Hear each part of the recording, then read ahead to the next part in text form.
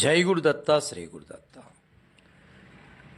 నేడు ప్రపంచ అభినందన దినోత్సవం. ఈ అభినందన దినోత్సవం పురస్కరించుకుని కొన్ని మంచి విషయాలను మనం తెలుసుకున్నాం. ప్రతిభను మెచ్చుకునే మాటలను కానీ, మాటలు లేకుండా సంకేతాలు చూపడం కానీ అభినందనగా చెప్పవచ్చు. అయితే అభినందనలు తెలపడానికి గొప్ప గొప్ప హృదయ సంస్కారం కావాలి. ఒక అభినందన ఇద్దరి వ్యక్తుల మధ్య స్నేహపూరిత వాతావరణాన్ని తీసుకొస్తుంది. భగవంతుడు ఇచ్చిన ఆయుష్ తీరితే ఏ క్షణంలోనైనా ఈ పాంచభౌతిక దేహాన్ని వదిలి వెళ్ళవలసిందే. ఇంతోటి దానికి ఎవరి మీదో అసూయ ద్వేషాలు పెట్టుకోవడం నిజానికి మంచిది కాదు. ఒకరిని అభినందించడం వలన నీ అర్హతలు ఏమీ తగ్గవు సరిగదా. నీకు నా అనుకునేవారు పెరుగుతారు. పూర్వజన్మ ప్రాకృత విశేషం వలన కొందరికి కొన్ని విద్యలు, కొందరికి కొన్ని నైపుణ్యాలు, కొందరికి కళలు, కొందరికి అదృష్టాలు కొరుగుతాయి. వాటిని మనం అభినందించాలే కానీ చూసే అసూయ పడకూడదు. నేను తీసుకొచ్చిన వ్యక్తి ఎదుగుతున్నాడు అంటే వాడి అదృష్టంగా అనుకోవాలి తప్ప, నేను ఇన్నాళ్లుగా ఉన్నా ఎదగలేకపోయానని, అతను ఎదుగుతున్నాడని అతనిపై అసూయ పడకూడదు. అలా అసూయపడిన రోజున నువ్వు చేసిన ఉపకారం అంతా ఒక్కసారి 100 పాయింట్ల నుంచి మరలా కిందకి పడిపోవాల్సి వస్తుంది. నీవు పరిచయం చేసిన వ్యక్తి ఎదిగితే అతను నీ గురించి చెప్పినా చెప్పకపోయినా నీకు భగవంతుడి నుంచి మాత్రం అభినందన అనేది ఖచ్చితంగా ఉంటుంది. అలా నీ ఎదుగుదల కూడా ఉంటుంది. నిజానికి ఎవరో మెచ్చుకోవాలని ఏదో ఒకటి చేసిన రోజున నీవు నీ విధిని ఖచ్చితంగా నిర్వర్తించలేవు. ఇది నా విధి అనుకుని చేసిన రోజున ఖచ్చితంగా అభినందనలు అందరి నుంచి పొందగలుగుతాం. అభినందనలు తెలియజేయడం వలన ఎదుటి వ్యక్తి అప్పటిదాకా పడిన శ్రమనంతా మర్చిపోతాడు. తన ప్రత్యేకతను గుర్తించారనే ఆనందంతో అతనిలో ఆత్మవిశ్వాసం ఉత్పన్నమవుతుంది. భవిష్యత్తులో మరింత ధైర్యంతో మరిన్ని మెట్లు ఎక్కగలుగుతాడు. ఇది మన వాంగ్మయాల్లో కూడా ఉన్నది. వాల్మీకి రామాయణంలో ఒక మధురమైన సన్నివేశం గురించి ఈ సందర్భంలో నేను మీ అందరి దృష్టికి తీసుకురావాలనుకుంటున్నాను.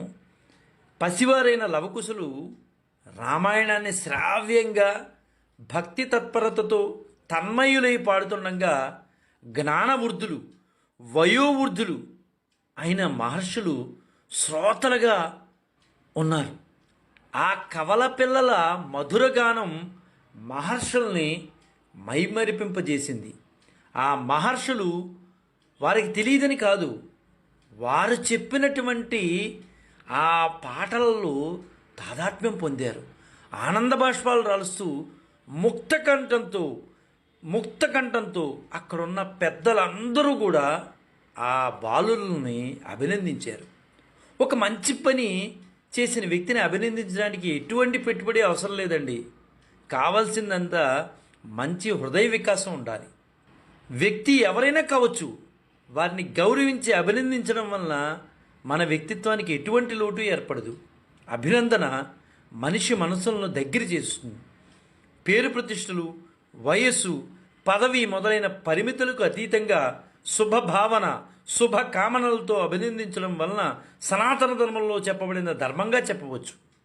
అందుకేనేమో ప్రతి సంవత్సరం కేంద్ర ప్రభుత్వం వారు సాహస బాలబాలికలకు ఆహ్వానించి అభినందనలు తెలియజేయడంతో పాటు గౌరవించి ప్రశంసాపత్రాలతో పాటు నగద బహుమతులను సత్కరించడం, ఆ బాలబాలికలు ఎంతో ధైర్యంతో గొప్ప సాహసంతో తమ ప్రాణాలను సైతం లెక్క చేయకుండా కరుడుగట్టిన దుర్మార్గులను ఎదిరించి కొన్ని సందర్భాల్లో వారిని పట్టుకుని ప్రజల ధన మాన ప్రాణాలను కాపాడిన విషయం మనందరికీ విదితమే. మన శాస్త్రవేత్తలు రాత్రింబగళ్ళు శ్రమించి కష్టాలను నూర్చి దేశానికి కీర్తి ప్రతిష్టలు తెచ్చిపెట్టే అనేక అంతరిక్ష క్షిపణి ప్రయోగాల్లో విజయ పరంపరలతో ప్రపంచపటంలో భారతదేశాన్ని అగ్రదేశాల సరసన నిలబెట్టిన వారికి మనం వారి కృషిని శ్లాఘిస్తూ యావత్ భారత ప్రజలు వారికి సర్వదా అభినందనలు తెలుపుతూనే ఉంటారు. తెలియజేయవలసిన బాధ్యత అందరి మీద ఉంది. ప్రశంస అనేది ప్రగతికి ఉపయోగపడాలి. ఉత్సాహాన్ని, శక్తిని, ఆసక్తిని, కృషిని, మరింత కార్యదీక్షతను పెంపొందించేందుకు ఉపయోగపడే విధంగా ఉండాలి అభినందన. అయితే మంచి మనిషిగా మనం ఆధ్యాత్మిక అభినందనలు ఎవరికి తెలపాలి?